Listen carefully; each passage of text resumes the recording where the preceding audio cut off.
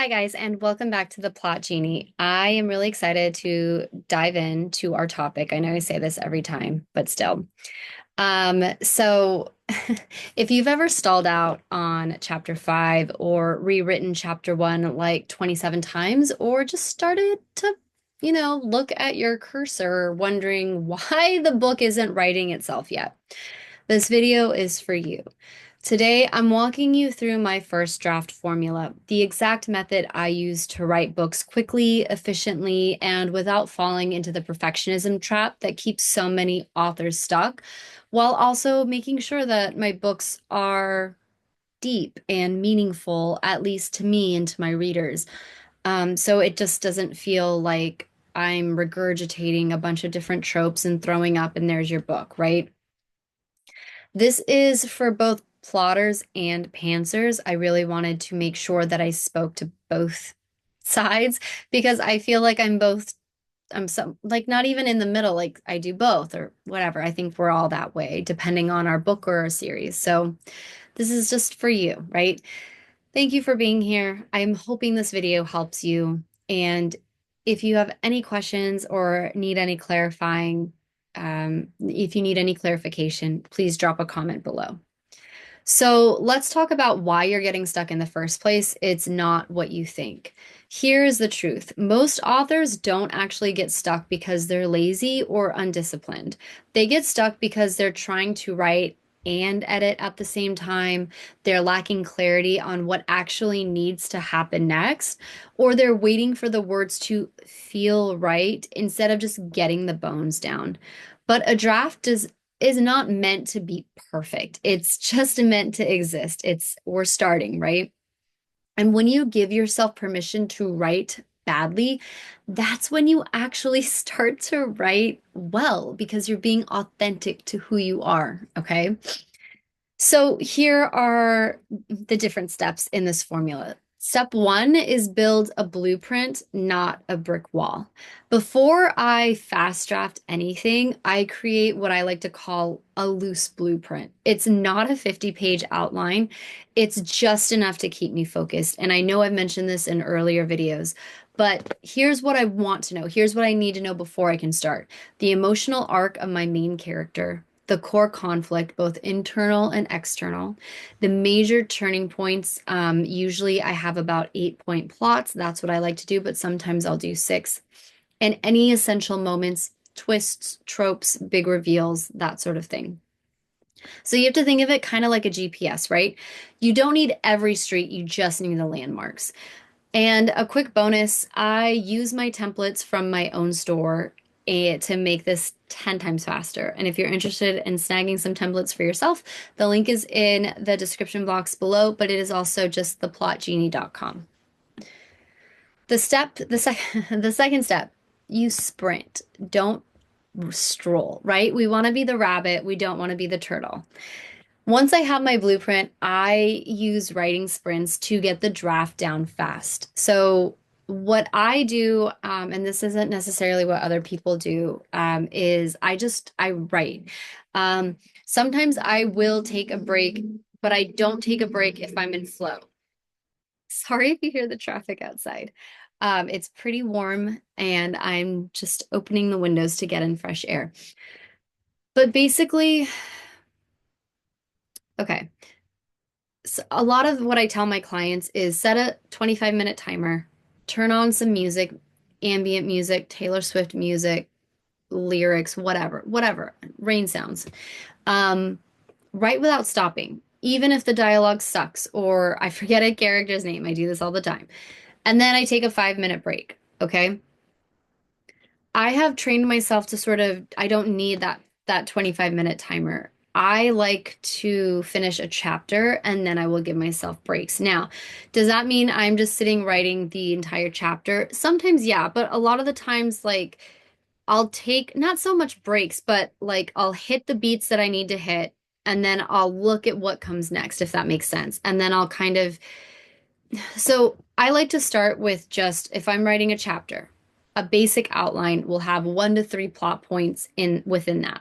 So if I start like, okay, we need to, if I'm using an example from one of my cozy mysteries, Oh, I know. Okay, I'm editing the sixth book in my Dominion point, right? So what I'll do is if I have an outline, it's the Thanksgiving one. So I know that chapter one, it's basically like, okay, reintroduce Paige, introduce Grandma, um have them be cooking something for Celeste's like Thanksgiving, and then they have to leave. Now, how does that turn into a 2000 word chapter? Well, we have to kind of get into that framework of like, what is Paige thinking? Like, what are they cooking? The dynamic between grandma and granddaughter, that sort of thing. Um, but I know that once I get into it, I've trained myself to trust myself to just keep going with it. Does that make sense? Once you get into the flow, you're not consciously thinking. It's almost like driving, right? Where like if you've gone to the same, let's say, Target every week, you don't have to think about how to get there. You just know how to get there. And so, as long as I have certain plot points and I understand my characters well, and that's like a factor that not a lot of people really care about. But if you know your character well, like, like if she's your bestie in your passenger seat and you're both going to Target, like you don't need to stop and think about what her Starbucks orders is going to be. Like you already know it. And so I know Paige well enough to know, like, if I say, okay, Paige is reflecting on some issues, I kind of already know what those issues are, which means I can turn that into 500 words of internal reflection while doing a mundane task or something. I hope that that makes sense. Um, so if you kind of are looking at that step two of the sprints, for everyone who kind of needs that motivation to start and stop, definitely do the writing sprints. For those who don't, I do not recommend doing that because once you start doing that, you are now training your creativity to stop at 25 minutes, whereas before it could have gone further than that. Does that make sense? So just know who you are and know what you need in order to get words down. But the goal is to essentially get them down as quickly as possible without editing or thinking all that much. Like you want to make sure that you're getting those points in. Okay, so the third step is to separate your drafting from your editing. So let me be blunt. Editing while drafting is the death of momentum. So here's how I resist the urge. I write triple X if like I forget a name or an eye color or whatever. Um, because there are not a lot of words that have triple X in them, and I can search for it easily. So that's what I do. I use a like highlighter, like a highlight thing if I need to add more.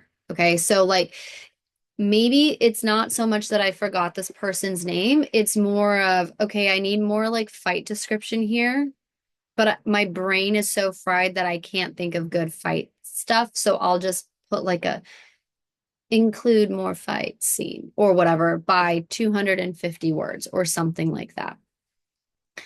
I never go back to reread like more than the previous paragraph because I should already know what happens next, if that makes sense. Because I'm not saying you have to plot the whole book, but I would recommend at least plotting the next few chapters, even if it kind of if it forces you to change them, because at least you have some kind of idea of where you're going next.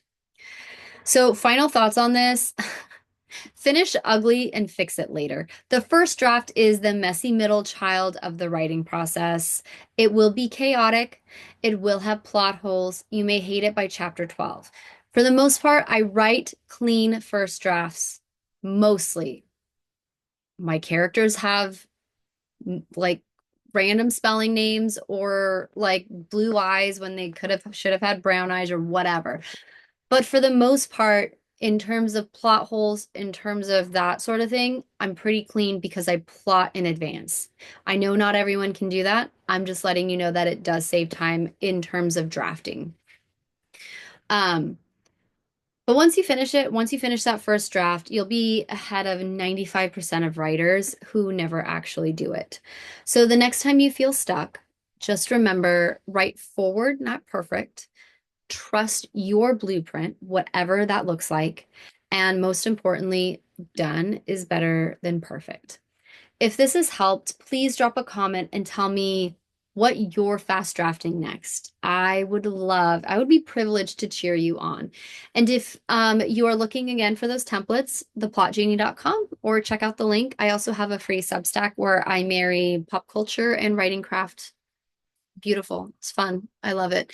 And don't forget to like, subscribe, and share this with your writer bestie who needs a little tough love.